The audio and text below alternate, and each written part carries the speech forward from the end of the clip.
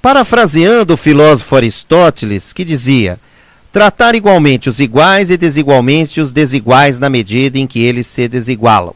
Mas para a estudante do 4º ano de Direito, Gislene Davi Ramos, de 43 anos, residente na Avenida Vivaldi, no Rude Ramos, em São Bernardo, sabe bem as dificuldades que existem e devem ser superadas. E desde que foi comedida de uma poliomielite com 1 ano de idade, de lá para cá, sua luta é constante e, mesmo sendo cadeirante, sabe os problemas que encontra para se locomover e quais são os transtornos da sua vida.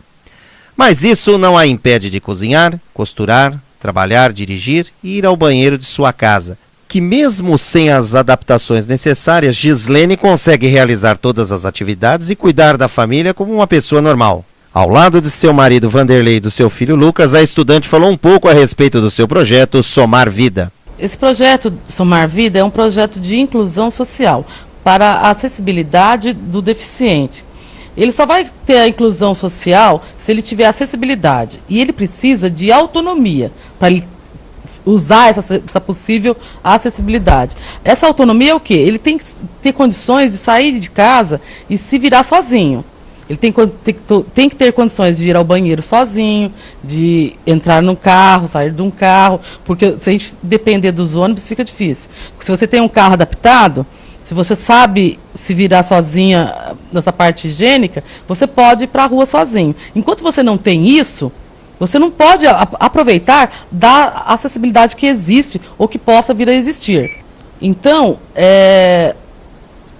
esse centro de inclusão ele iria ensinar exatamente a autonomia do paciente, porque depois que ele faz o tratamento médico, não tem mais nada para fazer, o médico fala para você, olha, só se alguém descobrir alguma coisa para te ajudar. E te largam, e não te ensinam a ter autonomia para ir para a rua.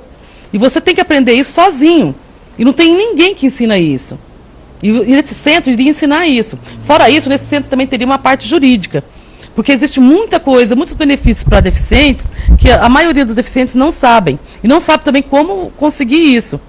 Então, nesse centro teria uma assistência jurídica para essa finalidade, para mover também causas contra a discriminação, pela discriminação com o deficiente. Caminhando pelas ruas e calçadas do seu bairro, notamos que em alguns locais o cadeirante tem uma grande dificuldade para poder passar, como pode ser visto pelas árvores plantadas no meio das calçadas e de algumas rampas que dificultam a passagem dos deficientes físicos. Gislene ainda deixa um recado para as autoridades. Eu acredito, primeiro, que deveria ser feito, os governantes deveriam fazer censo em cada cidade, para poder saber, primeiro, que tipo de deficiência que tem ali.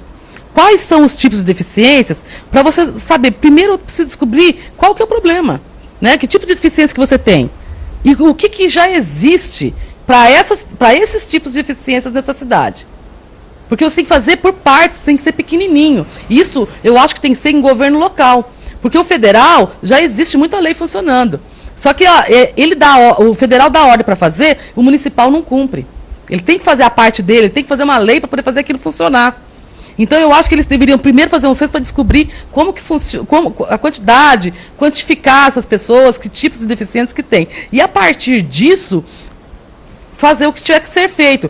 Por exemplo, para o cadeirante, fazer a acessibilidade correta. Para o deficiente visual, fazer piso tátil correto. Para o deficiente intelectual, tem que existir escolas que realmente façam uma inclusão dessa criança. Ela tem potencial, mas ela não tem para onde ir. E tem uma data, um prazo limite para um deficiente intelectual para ele conseguir se desenvolver. Ele se desenvolve muito até uma certa idade. Passou daquilo, ele não desenvolve mais. E se isso não for feito no tempo certo, perdeu toda a chance que ele tinha de adaptação na sociedade. Todas as pessoas com deficiência sabem das dificuldades encontradas no cotidiano, mas isso não as impede de lutar e ir atrás dos seus sonhos, de buscar um mundo melhor com mais acessibilidade para elas.